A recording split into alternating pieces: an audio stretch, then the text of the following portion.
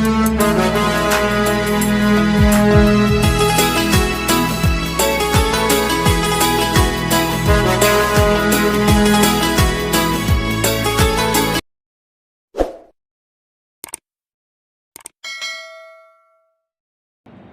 ગુરુદેવ વિદ્યાર્થી મિત્રો, આપણે ધોરણ 11 કોમર્સ વિષય નામના મૂળ તત્વ ભાગ 1 ચેપ્ટર પહેલું એમાં આપણે પારિભાષિક શબ્દો વિશેની સમજૂતી મેળવી હતી। એમાં જ આપણે આગળ જોશું કે આપણી પાસે 16મો શબ્દ આપ્યો છે આવકો।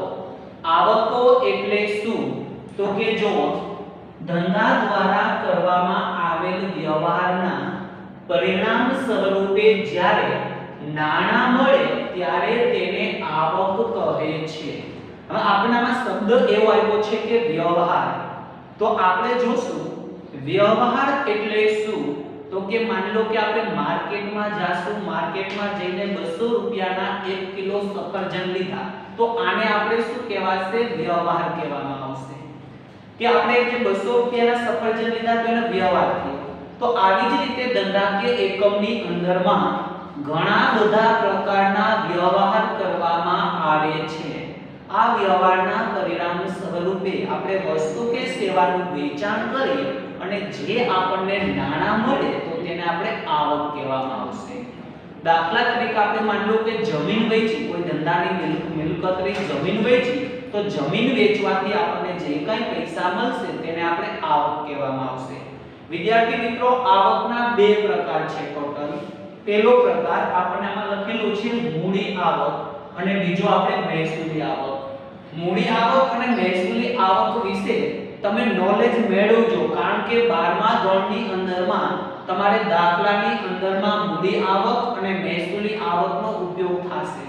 તમને શબ્દ જોઈને ખબર પડી જવી જોઈએ કે કઈ આપણી મૂડી આવક છે અને કઈ મહેસૂલી આવક છે। તો આપણે મૂડી આવકમાં જોશું મૂડી આવક એટલે શું? તો કે મિલકતના વેચાણથી, કે ભાઈ મિલકતના વેચાણમાંથી જે આવક પ્રાપ્ત થાય તેને આપણે મૂડી આવક કહેવામાં આવે છે। કે આપણી પાસે માની લો કે જમીન, મકાન, યંત્ર, ફર્નિચર આ બધી વસ્તુ શું છે? મિલકત છે। તો કે મિલકતના વેચાણમાંથી જે આવક પ્રાપ્ત થઈ હોય તેને આપણે મૂડી આવક કહેવામાં આવે છે। દાખલા તરીકે આપણે લખેલું છે જમીન મકાનનું વેચાણ। હવે મૂડી આવક છે એ આપણને નિયમિત રીતે નથી મળતી, કારણ કે મૂડી આવક અનિયમિત રીતે હોય છે કે મિલકત આપણે વારંવાર વેચાણ કરવામાં આવતું નથી, આપણે ક્યારેક મિલકતનું વેચાણ કરવામાં આવે છે। હવે આપણે જોશું મહેસૂલી આવક। મહેસૂલી આવક એટલે શું? તો કે ધંધાની રોજબરોજની પ્રવૃત્તિમાંથી જે આવક પ્રાપ્ત થાય તેને મહેસૂલી આવક કહે છે। કે ધંધો આપણે કોઈ પણ માની લો કે વેપારી હોય, એને અનાજ કરિયાણાની દુકાન હોય, તો આની રોજિંદી પ્રવૃત્તિ કઈ થઈ? તો કે અનાજની ખરીદી કરવી અને અનાજનું વેચાણ કરવું। તો આ પ્રવૃત્તિમાંથી જે આવક પ્રાપ્ત થાય તેને આપણે મહેસૂલી આવક કહેવામાં આવે છે। હવે મહેસૂલી આવકના આધારે જ આપણને ખબર પડે કે ધંધો આપણો નફો કરે છે કે ખોટ કરે છે। મહેસૂલી આવક છે આપણે શું હોય તો કે નિયમિત રીતે થશે। દાખલા તરીકે આપણે જોવું હોય તો મહેસૂલી આવકની અંદરમાં કઈ કઈ બાબતોનો સમાવેશ થશે? તો એમાં આપણે પહેલું જોશું મળેલ કમિશન। તો કે કમિશન આપણે માની લો કોઈ પણ વેપારી હોય, એ માની લો કે દલાલ હોય તો એને કમિશન અથવા દલાલી અવારનવાર મળશે। ત્યાર પછી આપણે કોઈ મિલકત આપણે ભાડે આપેલી હોય કોઈ વ્યક્તિને, તો એ ભાડાની આવક આપણને નિયમિત રીતે મળશે। તો આપણે એવું પણ કહી શકાય કે જે આવક ધંધાની અંદરમાં વારંવાર મળતી હોય અથવા તો નિયમિત રીતે મળતી હોય તે આવકને આપણે મહેસૂલી આવક કહેવામાં આવે છે। હવે આપણે જોશું ચૂકવણી। કે આપણે કોઈ પણ વસ્તુની ખરીદી કરી, આપણે કોઈ પણ વસ્તુની ખરીદી કરી અને જે માલ આપણે આવે તો એને આપણે ચૂકવણી કહેવામાં આવશે। આપણે પ્રોપર એની વ્યાખ્યા જોઈ હોય તો ધંધા દ્વારા કરવામાં આવેલ વ્યવહારના પરિણામ સ્વરૂપે જ્યારે નાણાં ચૂકવવામાં આવે તેને ચૂકવણી અથવા તો જાવક કહેવામાં આવે છે. કે આપણે ધંધા માટે કોઈ આપણે માન લો કે મિલકત ખરીદી હોય અથવા કાચો માલ ખરીદેલો હોય તો એના માટે આપણે જે રૂપિયા ચૂકવતા હોય એને આપણે ચૂકવણી કહેવામાં આવે છે. અને વિદ્યાર્થી મિત્રો, જેમ આપણે આવકના બે પ્રકાર હતા તેવી જ રીતે ચૂકવણીના પણ બે પ્રકાર છે. પહેલું મૂડી ખર્ચ, બીજો મહેસૂલી ખર્ચ. મૂડી ખર્ચ એટલે શું? તો કે મિલકત ખરીદવા માટે જે ખર્ચ કરવામાં આવે તેને મૂડી ખર્ચ કહે છે. આપણે મિલકત ખરીદવા માટે જે કંઈ ખર્ચ કરવામાં આવશે તો એને આપણે મૂડી ખર્ચ કહેવામાં આવશે. દાખલા તરીકે આપણે જમીન અથવા મકાનની ખરીદી કરશું તો આપણે એને રૂપિયા ચૂકવવા પડશે, તો આને આપણે શું કહેવામાં આવશે? મૂડી ખર્ચ કહેવામાં આવશે. મહેસૂલી ખર્ચ એટલે શું? તો કે ધંધામાં જે રોજબરોજની પ્રવૃત્તિમાં જે ખર્ચ કરવો પડે તેને આપણે મહેસૂલી ખર્ચ કહેવામાં આવશે. દાખલા તરીકે આપણે કોઈ દુકાન અથવા મકાન ભાડે રાખેલું હોય તો આપણે નિયમિત રીતે ભાડું ચૂકવવું પડે. ત્યાર પછી આપણે કર્મચારી હોય તો એને આપણે પગાર ચૂકવવો પડશે. સ્ટેશનરી ખર્ચ હોય, આપણું લાઇટ બિલ હોય, તો આ બધું જે છે એને આપણે મહેસૂલી ખર્ચમાં સમાવેશ થશે.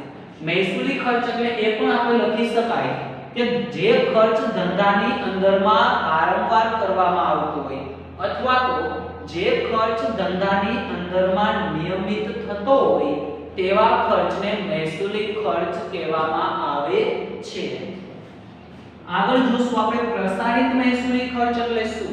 તો કે પ્રસારિત મહેસૂલી ખર્ચને આપણે અવાસ્તવિક મિલકત તરીકે પણ ઓળખવામાં આવે છે. કે ધંધાની અંદરમાં એવા ખર્ચા કે જે ખર્ચનો લાભ આપણને 2 કે 2 થી વધારે વર્ષ સુધી મળતો હોય તો આવા ખર્ચને આપણે શું કહેવામાં આવશે? પ્રસારિત મહેસૂલી ખર્ચ કહેવામાં આવશે. કે દાખલા તરીકે આપણે જ્યારે ફેક્ટરી આપણે ચાલુ કરી હોય ત્યારે આપણે મોટા પાયે જાહેરાત કરેલી હોય તો ધંધાની અંદરમાં આપણે એનું શું તો કે અંદાજિત કેટલા વર્ષો સુધી લાભ મળશે એ આપણે નક્કી કરવામાં આવે. દાખલા તરીકે આપણે માની લો કે 5 લાખ રૂપિયાનો જાહેરાત ખર્ચ કર્યો હોય. હવે આપણે નક્કી કરવામાં આવે કે આ 5 લાખ રૂપિયાનો જે જાહેરાત ખર્ચ કરેલ છે એનો લાભ આપણને કેટલા વર્ષો સુધી મળશે? તો કે અંદાજિત આપણને 5 વર્ષ સુધી મળશે. તો આ 5 વર્ષ સુધી મળે તો 5 લાખને 5 વડે ભાંગી દેવામાં આવશે. હવે આપણે ભાંગશું એટલે દરેક વર્ષે 1 લાખ રૂપિયા આવશે. તો આપણે શું કરવાનું? આ 1 લાખ રૂપિયાને ખર્ચ ગણવાનો, બાકીના 4 લાખ રૂપિયાને આપણે મિલકત ગણવાની. બરાબર? તો આ આપણે શું તો કે અવાસ્તવિક મિલકત જેવો જ છે આપણે પ્રસારિત મહેસૂલી ખર્ચ. ત્યાર પછી આપણે આગળ જોશું ખર્ચ. આ એક મહત્વનો શબ્દ છે. ખર્ચ એટલે શું? તો કે માન લો કે આપણે કોઈ પણ વસ્તુ પાછળ આપણે ખર્ચ કર્યો હોય એનો આપણને લાભ પૂરેપૂરો મળી જાય ત્યારે એને ખર્ચ કહેવામાં આવે.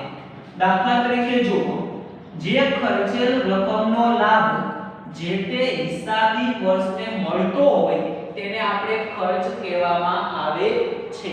મેં તમને પહેલા લેક્ચરમાં કીધું હતું કે આપણું એકાઉન્ટની અંદરમાં હિસાબી વર્ષ ક્યારે ચાલુ થાય? તો કે 1/4 ના રોજ ચાલુ થાય અને 31/3 ના રોજ આપણું નાણાકીય વર્ષ અથવા તો હિસાબી વર્ષ પૂરું થાય. હવે આપણે માન લો કે જે રૂપિયાનો ખર્ચ કર્યો હોય એ ખર્ચનો લાભ આપણને આ વર્ષ દરમિયાન મળતો હોય તો એને આપણે ખરેખર ખર્ચ કહેવાય. દાખલા તરીકે આપણે એક્ઝામ્પલ લેવું હોય તો ધારો કે તમે 11 અને 12મા ધોરણ કોમર્સની ફી એકી સાથે ભરી દીધી. 2 વર્ષની ફી તમે માની લો કે ધારો કે 2 વર્ષની ફી તમારી 60000 હોય. આ 60000 રૂપિયા તમે એકી સાથે ભરી દીધા છે. તો આ 60000 રૂપિયા હજી તમારો ખર્ચ નહીં થાય. માની લો તમે 11મું ધોરણ પૂરું કર્યું તો તમારો 11મું ધોરણ પૂરું થયું એ ખર્ચ તમે 11મા ધોરણનો લાભ લઈ લીધો તો આ 30000 રૂપિયા ધારો કે સરખી ફી હોય રૂપિયા તમારે શું થશે? ખર્ચ થશે. બાકીના 30000 હજી તમે 12મા ધોરણનો લાભ નથી લીધો એટલે કે 12મું ધોરણ તમે નથી ભણ્યા તો બાકીના 30000 રૂપિયા તમારી મિલકત થશે, ખર્ચ થશે નહીં. ટૂંકું ને ટચ જે રૂપિયા તમે ખર્ચ કર્યો હોય એનો લાભ તમને પૂરેપૂરો મળી જાય ત્યારે એ તમારે ખર્ચ ગણાય છે. ત્યાર પછી જોશું આપણે ઉપજ. ઉપજ એટલે શું? તો કે ધંધા દ્વારા જ્યારે વસ્તુ કે સેવા ગ્રાહકોને પૂરી પાડવામાં આવે ત્યારે ધંધાને જે નાણાં મળે તેને આપણે ઉપજ કહેવામાં આવે છે. કે જ્યારે આપણે માની લો કે કોઈ પણ જાતની આપણે વસ્તુ અથવા સેવા પૂરી પાડશું ત્યારે આપણને જે નાણાં મળે એને ઉપજ કહેવામાં આવે. ઉપજના અલગ અલગ નામ છે. માની લો કે આપણે કોઈ મિલકત ભાડે આપેલી હોય તો આપણને નિયમિત રીતે ભાડું મળશે જે આપણી ઉપજ ગણાશે. ત્યાર પછી તમે માની લો કે શેર અથવા ડિબેન્ચરની અંદરમાં રોકાણ કરેલું હશે તો તમને માની લો કે કાં ડિવિડન્ડ મળશે અથવા તો વ્યાજ મળશે તો આને આપણે શું કહેવામાં આવશે? ઉપજ કહેવામાં આવશે. હવે વિદ્યાર્થી મિત્રો આપણે કોમન શબ્દ આપેલા છે જે તમને નામ સાંભળીને ખબર પડી જાય તો એ હું તમને બોર્ડ ઉપર લખાવતો નથી. એના પછીનો શબ્દ આપ્યો નફો. તો નફો એટલે તમને ખ્યાલ જ છે કે આપણે ખર્ચ કરતા આવક વધારે હોય તો એને આપણે નફો કહેવામાં આવે. એમાં આપણે ડીપમાં કઈ જવાની જરૂર નથી. ત્યાર પછી આપણને નુકસાન આપેલું છે. તો નુકસાન એટલે શું? તો કે આપણને ધંધાની અંદરમાં ખોટ થતી હોય કે આપણી આવક કરતા ખર્ચ વધી જાય તો એને આપણે નુકસાન કહેવામાં આવશે. તમે જુદા જુદા પ્રકાર જોવા હોય તો આવી રીતે આવે ભાઈ કે આગમાં આપણો માલ બળી જાય તો એને પણ આપણે નુકસાન કહેવામાં આવશે. ચોરીથી થયેલ નુકસાન, આવી રીતે અલગ અલગ ઘણા બધા પ્રકાર આપણને નુકસાનના આપેલા છે. ત્યાર પછીનો શબ્દ આપણે લાભ આપેલો છે. તો લાભ એટલે આપણને સમજાઈ ગયું એક જાતનો નફો છે. હવે જોશું આપણે ખરીદી અને વેચાણ. તો ખરીદી એટલે શું? તો કે માર્કેટની અંદરમાં જે તમે શોપિંગ કરવા જાઓ એ આપણી ખરીદી છે. એમાં કોઈ ડીપમાં સમજાવવું પડે તેવું કાંઈ ખાસ છે નહીં. ત્યાર પછી આપણે જોશું વેચાણ. આપણે જે વસ્તુ કે સેવાનું ગ્રાહકોને વેચાણ કરીએ છીએ તેને આપણે શું કહેવામાં આવશે? વેચાણ કહેવામાં આવશે. ત્યાર પછી આપણને આપેલું છે માલનો સ્ટોક. તો વિદ્યાર્થી મિત્રો સ્ટોકના આપણી પાસે બે પ્રકાર છે. સમજી લો આપણી પાસે જે સ્ટોક આપ્યો છે તો એ સ્ટોકના આપણને બે પ્રકાર આપવામાં આવેલા છે. એક આપણે શરૂઆતનો સ્ટોક અને આખરનો સ્ટોક. કે શરૂઆતનો સ્ટોક, પહેલા તો સ્ટોક એટલે શું? તો કે આપણે જે કંપની આપણી સંસ્થા જે હોય અથવા તો કંપનીની અંદરમાં જે કાંઈ માલ પડ્યો હોય એને આપણે સ્ટોક કહેવામાં આવશે. હવે સ્ટોક છે એ આપણે બે પ્રકારના, એક આપણે શરૂઆતનો સ્ટોક અને એક આપણે આવશે આખરનો સ્ટોક આવશે. શરૂઆતનો સ્ટોક એટલે શું? તો કે માની લો કે નાણાકીય વર્ષના શરૂઆત એટલે કે પહેલા જ દિવસે 1/4ના રોજ આપણે કારખાનામાં જે માલ પડ્યો હોય તેને આપણે શું કહેવામાં આવશે? સ્ટોક કહેવામાં આવશે.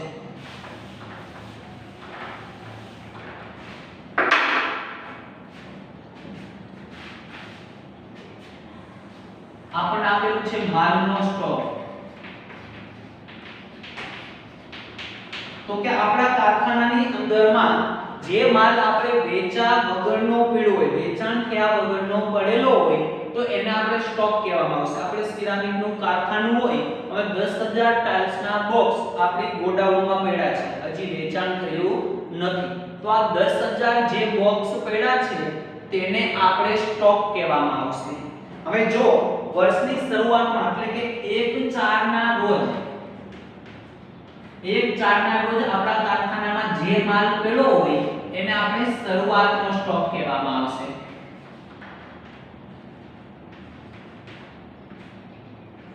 એમ તમે શરૂનો સ્ટોક લખવો છે તો શરૂનો સ્ટોક પણ લખી શકશો. અને 31/3 ના રોજ જે સ્ટોક પડ્યો છે એને આપણે આખરનો સ્ટોક કહેવામાં આવશે. કારણ કે નાણાકીય વર્ષના અંતે આપણી પાસે માલ પડ્યો છે એને આપણે આખરનો સ્ટોક કહેશું. હવે આવી જ રીતે આપણી પાસે દેવાદારો શબ્દ આવ્યો છે. તો દેવાદારો જે શબ્દ છે એમાં આપણે જોશું દેવાદારો એટલે શું? તો કે દેવાદારો એટલે કે ગ્રાહકો. પહેલા તો દેવાદાર અને લેણદારનો સંબંધ ક્યારે ઉદ્ભવશે? તો કે જ્યારે વસ્તુ કે સેવાનું ઉધાર ખરીદ વેચાણ થાય ત્યારે જ આપણે દેવાદાર અને લેણદારનો સંબંધ ઉદ્ભવશે. દેવાદારનું બીજું નામ શું છે? તો કે દેવાદારનું બીજું નામ ગ્રાહકો છે. કે જ્યારે ધંધા દ્વારા વસ્તુ કે સેવાનું કોઈ પણ ગ્રાહકને ઉધારમાં વેચાણ કરવામાં આવે તો જે ગ્રાહક છે એ આપણા માટે દેવાદાર બનશે. જે ટૂંકુને ટચ યાદ રાખવાનું, જે વ્યક્તિએ રૂપિયા ચૂકવવાના હોય એટલે કે દેવાના હોય, તો વિચારવાનું દ આવ્યો ને, જે વ્યક્તિએ રૂપિયા દેવાના હોય ઈ દેવાદાર અને જે વ્યક્તિએ રૂપિયા લેવાના હોય ઈ લેણદાર. દ અને લ યાદ રાખવાનો, દેવાદાર અને લેણદાર. દેવાદારો અને લેણદાર એની અંદરમાં તમારે ડીપમાં સમજવું પડશે કે દેવાદારોને આપણે શું કહેવામાં આવશે? ગ્રાહકો કહેવામાં આવશે અને એનું હજી એક ત્રીજું નામ તમને લેણું આપેલું છે. જ્યારે લેણદાર છે એને આપણે વેપારીઓ કહેવામાં આવશે અને એનું ત્રીજું નામ આપણને દેવું આપેલું છે. દાખલાની અંદરમાં તમને કોઈ પણ શબ્દ આપી શકે છે. ચાલો ત્યાર પછી આપણે જોશું લેણી ઊંડી અને દેવી ઊંડી. લેણી ઊંડી અને દેવી ઊંડી એટલે શું? તો કે જ્યારે પહેલાના સમયમાં આપણે બેંક નહોતી, જ્યારે બેંક દ્વારા આપણે વહીવટ ના થતો ત્યારે આપણે ઊંડી લખવામાં આવતી હતી. તમે ગુજરાતીની અંદરમાં એક તમારે કાવ્ય આવે છે નરસિંહ મહેતાનું ઊંડી સ્વીકારોમાં રાજ રહે. તો આ ટાઈપને આપણે ઊંડી લખવામાં આવતી હતી. ઊંડી એટલે શું? એક કાગળ જ હોય કે આપણે માન લો કે ફોર એક્ઝામ્પલ કોઈ વ્યક્તિ આમાં A અને B,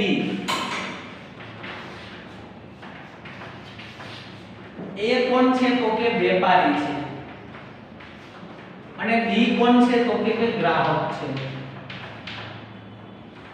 હવે માન લો કે A વ્યક્તિ વેપારી, B વ્યક્તિ એને ફોન કરીને કીધું કે મારે 50,000 રૂપિયાનો માલ ખરીદવા માંગુ છું. એટલે આપણે શું કીધું? કાઈ વાંધો નહીં, તમે મને એડ્રેસ લખાવો, તમે જે એડ્રેસ લખાવો એ એડ્રેસે હું માલ મોકલાવી દઉં. અને ત્યાર પછી એને આપણે કીધું પણ આ 50,000 રૂપિયાનો માલ ખરીદવા માંગુ છું, એ 50,000 રૂપિયા હું આપીશ ક્યારે? તો કે 45 દિવસ પછી આપીશ. 45 દિવસની બાકીમાં અથવા કોઈ શાક પર ખરીદવા માંગે છે તો આપણને પ્રોબ્લેમ થયો કે 45 દિવસ પછી જો આપણને ગ્રાહક પૈસા ના આપે તો આપણે શું કરવાનું?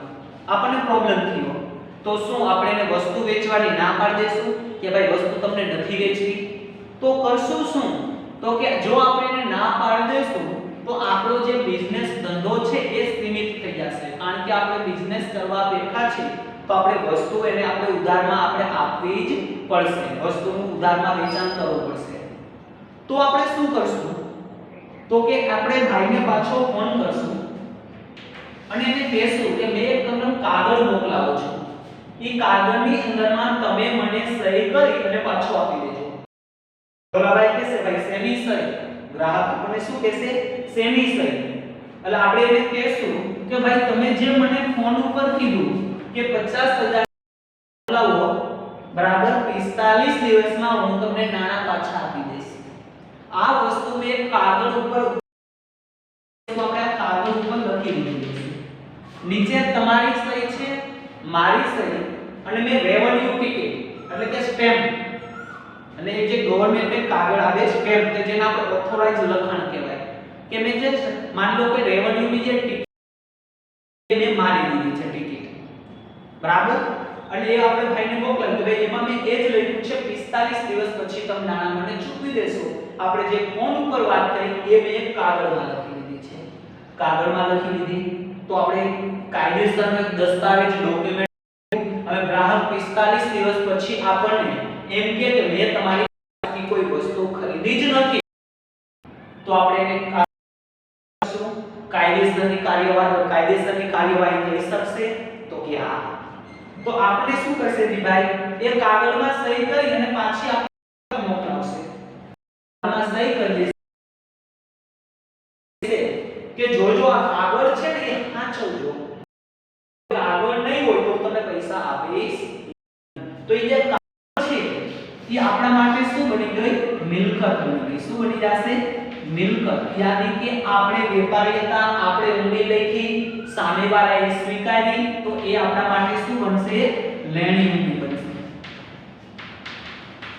જ્યારે ગ્રાહક સ્વીકારતો, જે વ્યક્તિ સ્વીકારનાર હોય,